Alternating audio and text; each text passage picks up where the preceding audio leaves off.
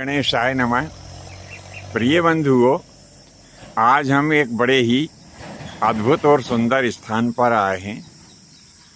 यहाँ पर एक शिवधाम बना हुआ है, बड़ा ही मनोरम स्थान है। मन में विचार आया कि क्यों ना भगवान शंकर जी के दर्शन किए जाएं। यह स्थान है उमरावगंज रोड पर, ग्राम घाटखेड़ी में। तो चलिए करते हैं दर्शन।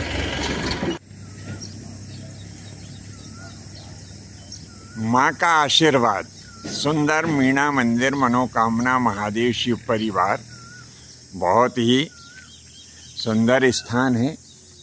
यदि आप भी कभी जब इधर पधारेंगे, जो हमारे दर्शक बंधु हैं, तो आपको यह स्थान बड़ा ही सुंदर और मनोरम तथा मन भावन लगेगा।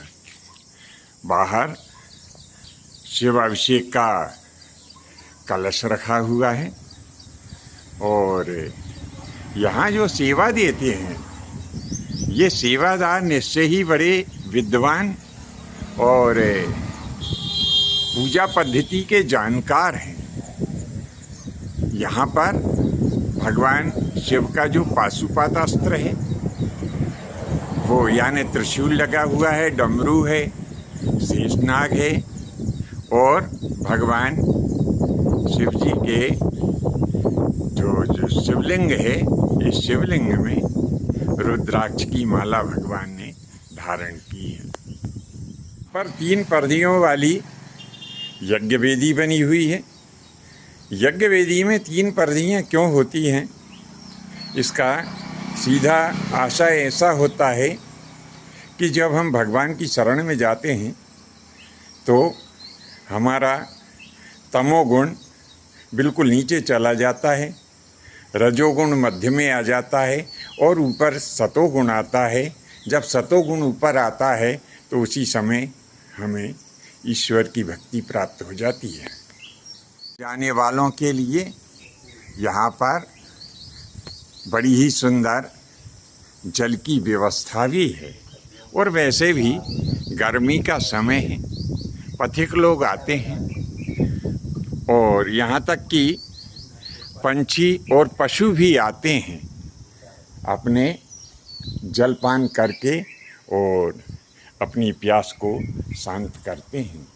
यहाँ पर ये 2 श्रद्धालु विराजमान हैं। चलिए जानते हैं इनका परिचय। जी बंधु, जय माता जी की।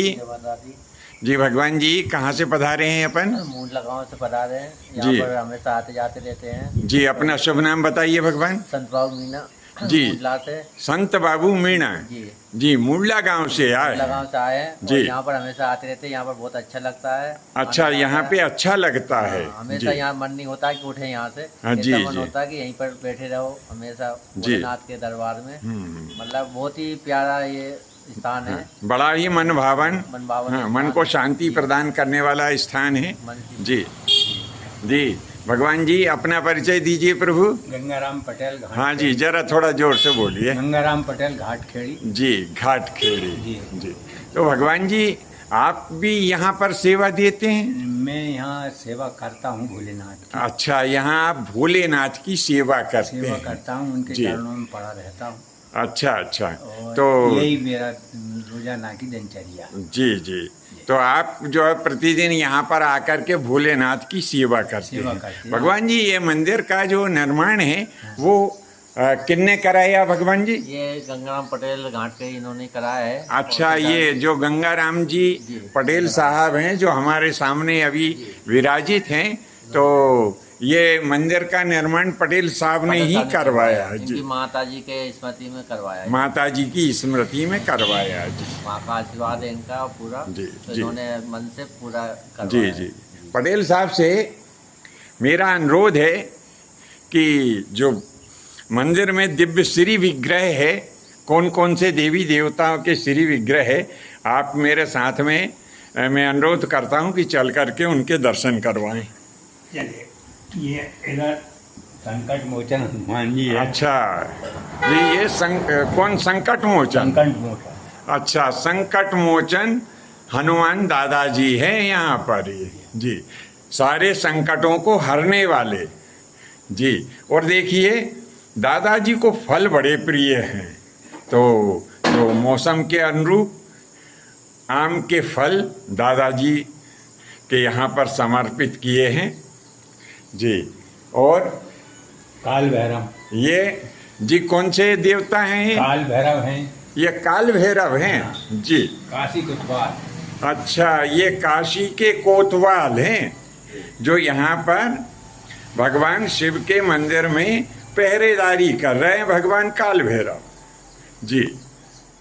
जैसा कि आपको सबको मालूम है कि प्रत्येक मंदिर में घंटा लगा हुआ होता है, और जब हम प्रधान देवता का दर्शन करते हैं तो घंटा बजाना बड़ा ही ज़रूरी होता है। तो हमारे साथ में जो पटेल साहब हैं ये घंटे की ध्वनि कर रहे हैं ये जी। अब ये यहाँ पर भगवान शिव जी का परिवार है।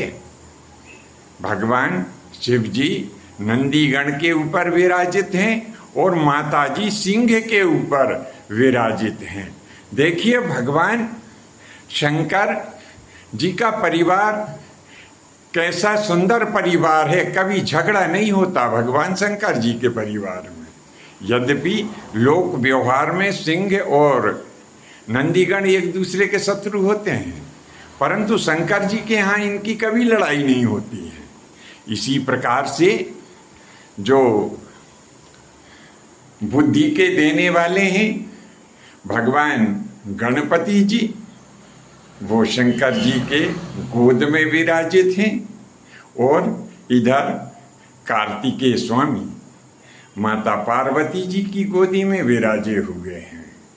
माता जी अभय मुद्रा में हम सबको आशीर्वाद प्रदान कर रही हैं। इसी प्रकार से भगवान भोलेनाथ भी आशीर्वाद दे रहे हैं। कहते हैं कि मेरे भोले के दरबार से, ये मेरे भोले के दरबार में जो कोई भी आ जाता है कंगाल क्यों ना हो महानिहाल हो जाता है। ऐसी ही भोले की महिमा है। बंधुओं, आज हमने आपको भगवान भोले के दर्शन करवाए।